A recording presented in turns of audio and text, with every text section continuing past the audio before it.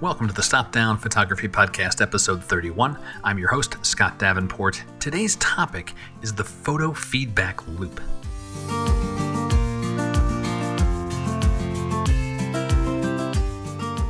Hi there, welcome. Thanks for joining me today. I'm glad you're here. I'm glad to be here. Today, we're going to be talking about feedback.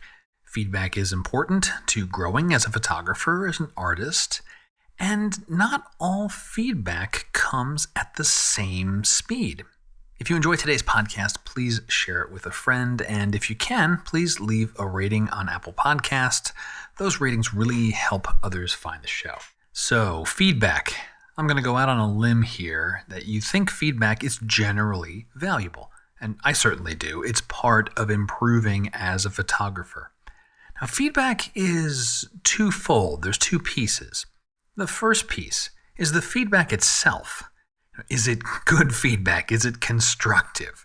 I'm sure that you have shared photos online and you've gotten those one-liner replies or comments like, great capture or wow, and that feels nice for a moment, but that doesn't really help us grow as artists. Equally as useless are comments like, I don't like that. I got one I still remember. The person said, quote, ugly milk water, which basically told me whomever commented didn't like extra long exposures of water. It didn't help me improve my photography at all. For today's discussion, let's assume that we're getting good feedback. The first piece, the feedback itself, is meaningful, it's constructive, it's something actionable. The second piece of feedback is the rate of application. How quickly can you put the feedback into practice? Does the next bit of feedback come in rapidly as well? The tighter the feedback loop, the faster we can grow. And as I thought about this topic, I realized the various places that we get feedback on our photography come in at very different rates. For example, the technical aspects of photography, I think, have a short, tight feedback loop. It's right in our hands, it's our cameras. Our cameras give us direct feedback in the field all the time. Focus, got thousands of focus points. You can turn on focus peaking. You can get really fast subject tracking.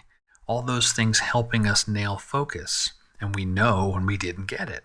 Exposure, we have the blinkies. You have zebra stripes. You have your immediate histogram from a live feed looking like the LCD and seeing that histogram. The LCD itself, digital playback. Quickly compare photos A, B, and C right there in the field. It's a completely different world. If you've ever used film, you know this. Our modern cameras carry a lot of that weight for us, and making a good exposure is pretty easy. And the feedback we get on exposure, focus, it's immediate, and we can put those lessons right back into practice on the very next frame. And then that frame gives you more input again. So that feedback loop of the technical parts of photography are very, very tight. Now, a longer feedback loop might be creating a stronger photo itself, like intuiting what would be the stronger composition of a given scene can take more time. What angle should I be approaching a subject from? From above, from below? What type of framing should I use? You need to capture more photos, study them, understand why one photo resonates more than another, the interplay of the subject in its context, the positioning of the elements in the frame. It's a skill that's nurtured. Lighting is another longer feedback loop. If you're doing studio or portrait work, it might take many photo sessions to fine-tune your lighting setup. Understanding flash and reflectors and softboxes. This is actually a world I know very little about, but I imagine it must take time to fine-tune that. A studio photographer iterates, tweaks, tinkers, reviews all sorts of photos along the way to refine the process. So the feedback loop is a little more drawn out. I'm reminded of my own adventures in audio, which is really more of a videography thing.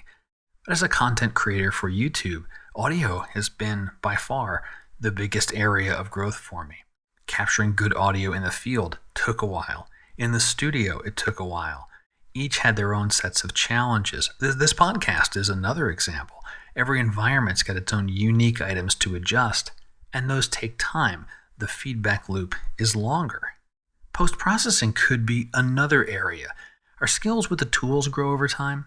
I remember when layers were mind-bending when I first tried to use them, and the notion of luminosity masks just did not click with me at all. At first, I got used to things. I worked with them, and over time they've become really second nature, but that iteration took longer. Another thought about the post-processing feedback loop is actually when we get desensitized to certain adjustments. So here, little poll, raise your hand if you've ever pushed clarity or definition too far. My hand is up. When I first discovered that clarity slider, oh man, I was amazed. I could pull out all this detail in a scene.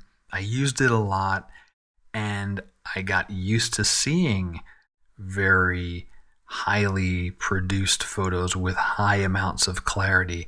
And what used to be enough clarity kind of wasn't enough anymore. And you push a little farther. A few months later, you go back and look at some of those previous photos and you realize, oh man, I've gone overboard. That feedback loop, that learning arc, it's longer, and it can take a little bit longer to put those things into practice again and grow our artistry. And there's the infinite loop, which is artistic expression. This one's even hard to put into words. To capture the essential moment in a given scene, these are not subjective. It's not, is the photo sharp or is it not? It's very interpretive, and direct feedback that is both good and actionable can come fewer and farther between. And the feedback loop that shapes our artistic expression could take years to develop, maybe decades. Wherever you are on your photo journey, there's something that you're working on, something you're trying to learn or improve upon. If you're struggling with it or feel like you're not making enough progress fast enough, maybe the feedback loop you're on is a longer one. New information or new ideas may come at a slower pace, and that new information may take more time to put into practice. Think about the feedback arc. Maybe any impatience or frustration you feel can be tempered a little.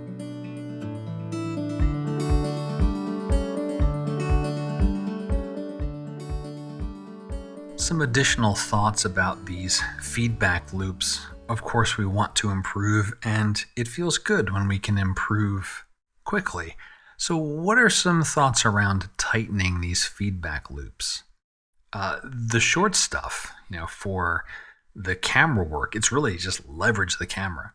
Use your live histogram, use your zebra stripes, use focus peaking, read your camera manual, and find out what kind of help it can give you, what feedback you can get through your LCD, your EVF, your live view, and then practice.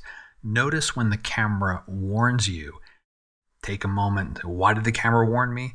And as you make the adjustments, incorporate that, internalize that. Your cycle of improving your camera settings and your capture technique will tighten, and it will become second nature. For those moderately longer feedback loops where you're trying to improve, let's say, composition or framing, get feedback from trusted sources. Photographers that you admire, you trust their input. And I recommend that you ask for focused feedback. No pun intended. What I mean is, if you're struggling with lighting, for example, ask for input on lighting. If you're struggling with composition, ask how a set of your photos could be more strongly composed. Ask targeted questions to whomever is going to give you that feedback.